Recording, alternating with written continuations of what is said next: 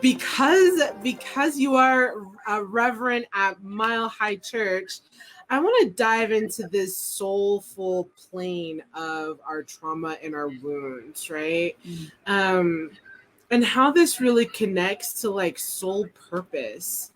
What is the importance about trauma around understanding our soul purpose here? What do you think? Well, I personally believe that, I believe that everything happens for a reason. And so for me and my journey, what I recognized, even in high school, was that, for one, the family abuse that I experienced, okay, it ends with me. Yeah. And how can I use my experience to support other people? Yes. And so I knew that, and not to condone the abuse that I experienced, but how can I use it to help transform, not only transform myself, but ultimately transform, the world, simply by being willing to talk about it, and having a voice. And because there's one thing about, for those people who are have textbook knowledge about abuse, but for me there was a difference when I had a therapist or a friend who had personal experience, because the level of relating was so different, and the empathy.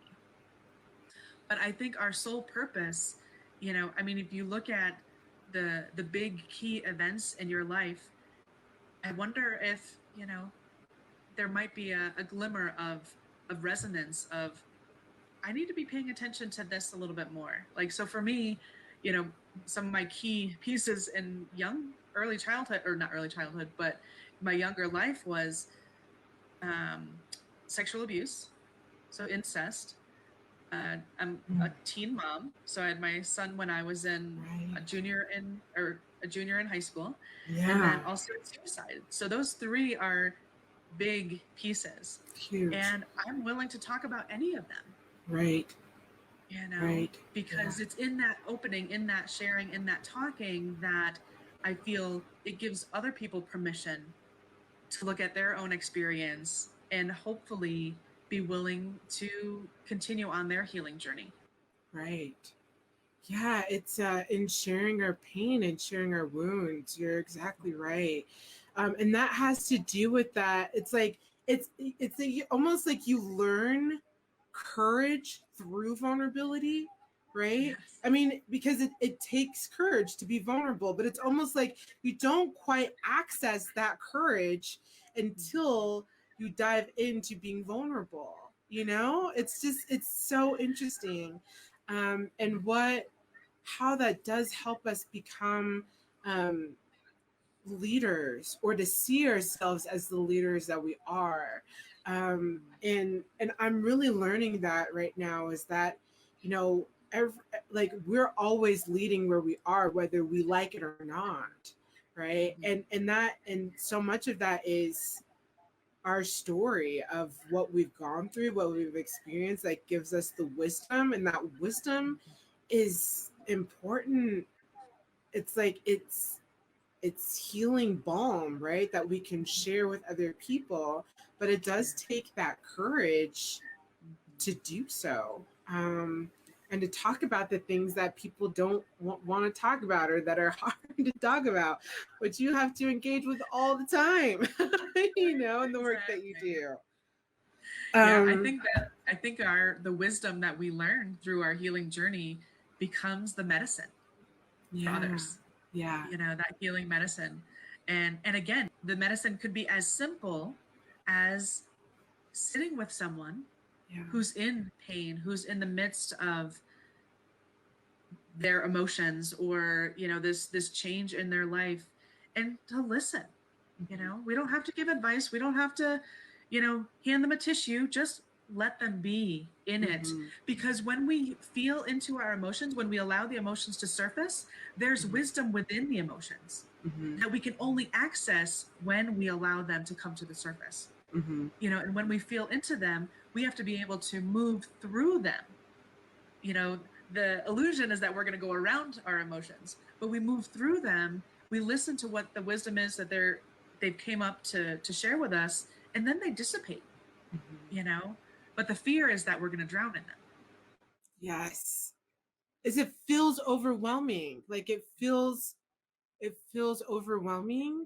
And to be in all honesty, you know, I'm a Sagittarius, I'm a fire sign. Like I'm like, all right, we're showing up, you know, and it's like not too emotional, really. I mean, I got some water and some other signs, but you know, it's like I was not an emotional person. I realized that was a trauma response. And Right. whereas now I'm really accessing these deep emotions, and it's like you get afraid that you're like, I'm just gonna cry for hours on end and it's never gonna end. Totally. But it does have an end. But you only Right. get there if you actually allow yourself, right, to be with the emotions that are coming Exactly. up. Right. Right. So that's why it takes courage to even sit with the emotions, Yes, to yeah, invite them to the table. exactly. Yeah, it's so scary. It can be so scary, but it's like it's so transformative and transcendent on the other side of it. I want to talk a little bit about what you had mentioned too, as far as the healing, the even like ancestrally, even right, like there's transgenerational wounds. Having had a lot of trauma in my past, and what I realized for me when we're talking about this piece about self-love, I Mhm. realized that like so many of the women in my family, on my mother's side, passed very early, like what you would say would be too soon. I had to explore, and when I asked, you know, why, what is the thread, it was about the fact that they weren't allowed the capacity and the space to love themselves, to choose themselves, to operate in their lives authentically for themselves, to uproot their own trauma. And I realized how their trauma was impressing upon me my trauma, right? It was the cycle of abuse that was carried over, and it was Mhm. about me breaking the cycle. Mhm. And how many of you who are watching this, right, whether you're catching us on the replay or watching us with us live right now, and you are like diving into this thing around trauma because you recognize there's been a pattern or a cycle, and you're starting to understand yourself as the cycle breaker, Mhm. right? I would love to hear you speak about this topic, this subject around ancestral trauma and these transgenerational lines of trauma, and how they're part of this experience with our soul. Oh my gosh, absolutely. I mean, I Yeah. started exploring transgenerational trauma, my goodness, I think 16, 17 years ago during my Mhm. undergrad, because in one of my classes, I did a genogram of different aspects within my family. And what I realized is that at least the last three generations of women in my family have all experienced some form of trauma that Mm. was transferred to the next generation. Because one of the things, my theory is that generations before us, it wasn't really common for people to do the healing work that we're able to do today. You Mm-hmm. know, to Mm-hmm. go to a therapist, thinking about my mom when she was a young girl, I don't even know there were, for healing work. Mm-hmm. And it was common to just bury it. Okay, that happened in the past. We're going to close the door and we're going to move on, And so, and then here comes our generation, and here comes, the warriors, and we're like, okay, it ends here. We're not Yeah. doing this anymore. And what is it going to take? And what do I have to do? Um, Mm-hmm. because I know that's what I came here for. One of the things that I came here for was to break that pattern, you know. Mm-hmm. And one of the things that I've also had to remind myself is to be gentle with, even energetically, even in thinking about them, be gentle with the women before me, because they did the best that they could. Yes. At that Yes. time, they didn't have any other alternatives, that I have today. They didn't have Yeah. the resources that I have today. Yeah. And yet at the same time, because they didn't heal their trauma, that's why it was passed down, is my theory. You Mm. know, and so it's, Mm-hmm. again, it goes back to, I it's would in our agree. cells, it's in our Yeah. DNA. Yeah. And so we have to unravel it. We have to let it out. We have to release it. You know, and back to, you know, the somatic work that you were talking about earlier. For me in this moment, yoga is a little too slow for me. However, but I've gotten into kickboxing, you know, Ooh. and Mm. even the first few minutes of, you know, punching this bag, and I could feel the emotions coming up, and I'm like, no, no, no, no, no, we're not gonna go to the, you know, like, no, that's fine. But why not? Just let it all Yeah. flow. Because Yeah. that's what we're trying to do. We're trying to access them so we can release them. Mm-hmm. You know? But back to transgenerational trauma, I mean, I think that's one of the things that our country is experiencing and being awakened to in a bigger way now. You know, whether it's, you know, various the Me Too movement, whether it's you know, other forms of trauma that, you know, people have experienced through the generations, that is still here. It's still, you can still feel it, you Yes. know. And how do we access it so that it can be released? Part of it Yes. is being willing to look at it, you know, being willing to name it. Yes.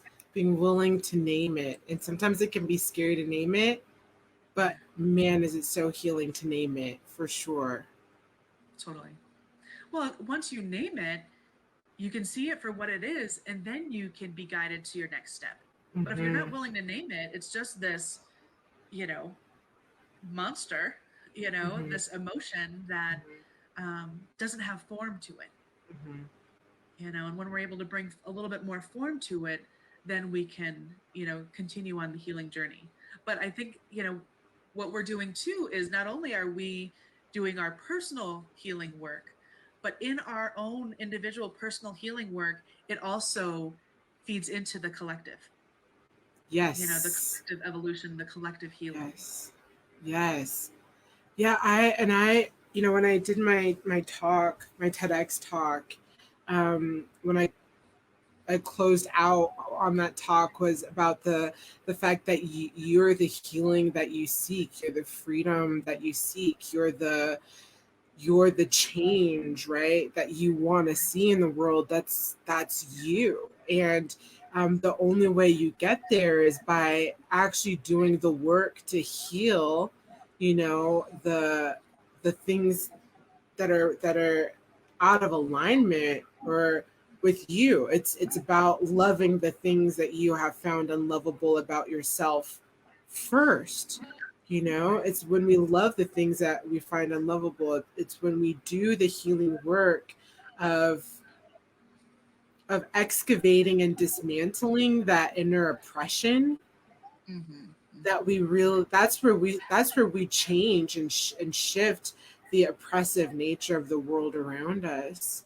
um I wonder for you how it feels. Like I've seen a few posts from people who are like, you know, this bad thing's happening, this bad thing's happening, this person's doing this, that person's doing this, you know, and then like, you know, obviously there's no God, obviously there's nothing happening here, you know, like what's going on. And I'm like, it's like, look in the mirror, you know, like what are Right. you like? First and foremost, like, let's, you don't even have to have a conversation about God, but like, how are you showing up Right. anti that, right? Are you just complaining about it? Or are you actually being the change, right? Like, if you're mad because people are not being kind or compassionate or caring or giving, right? Are you being compassionate? Are you being kind? Are you being giving? Are you being caring? You want peace in the world?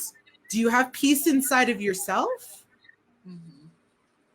Absolutely. The Perhaps. question, yeah, the question is Yes. constantly, you know, why isn't God doing something about this, whatever this is? And it's like, Yeah. hello, God sent you, you Exactly. know? And it's like, What are you we're here the for? ones, yeah, and we're the ones that we've been waiting for. Are we Exactly. willing to step up? Yeah. You know, that's part of the question. Or are we gonna, wait for somebody else to step up. Exactly. Yeah.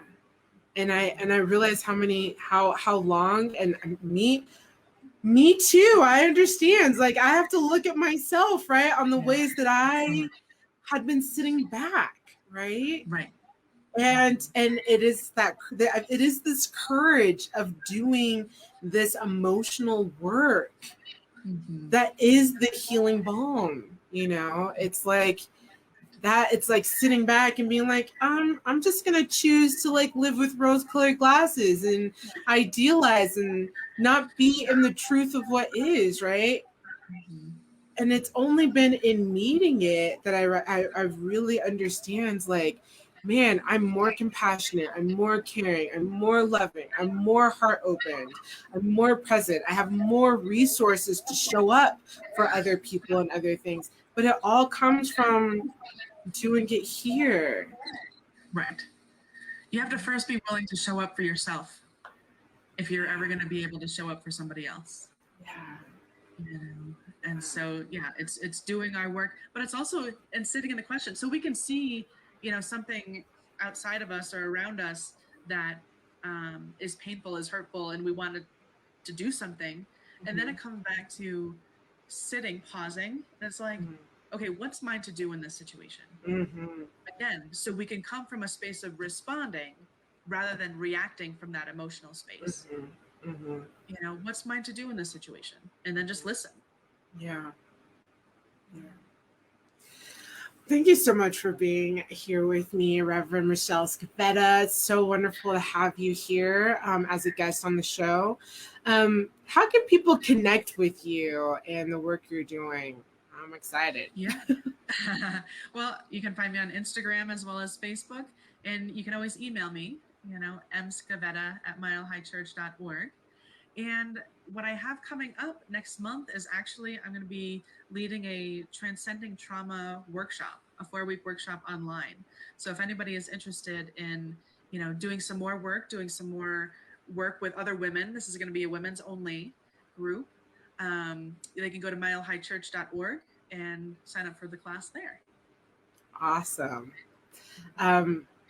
Just lovely to dive into this conversation with you. For those of you who are listening and for those of you who catch us on the replay, I hope that this conversation served you tonight.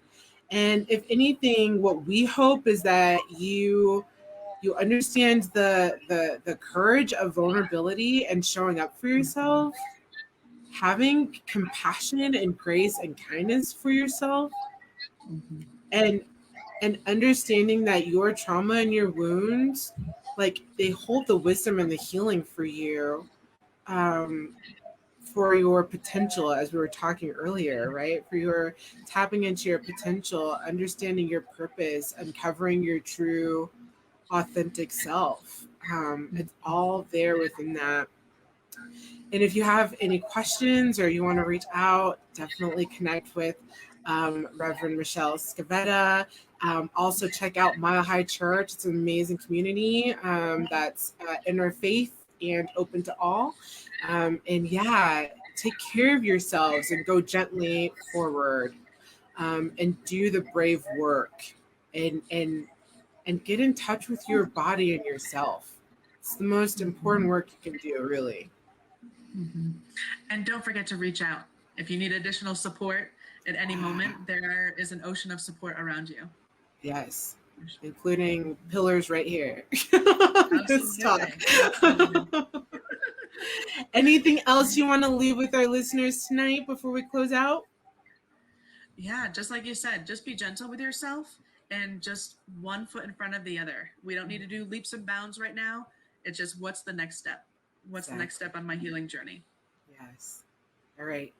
Have a good night, everyone. Have a great week. Thanks for joining us. And if you want to catch us on the replay, and you can always find this episode on our YouTube channel, Meant for More. You can find us on YouTube and check out the other episodes there. Some really great conversations, a lot of deep wisdom shared there for you to connect with. Have a great week, everyone, and we will talk to you on the next episode. Bye.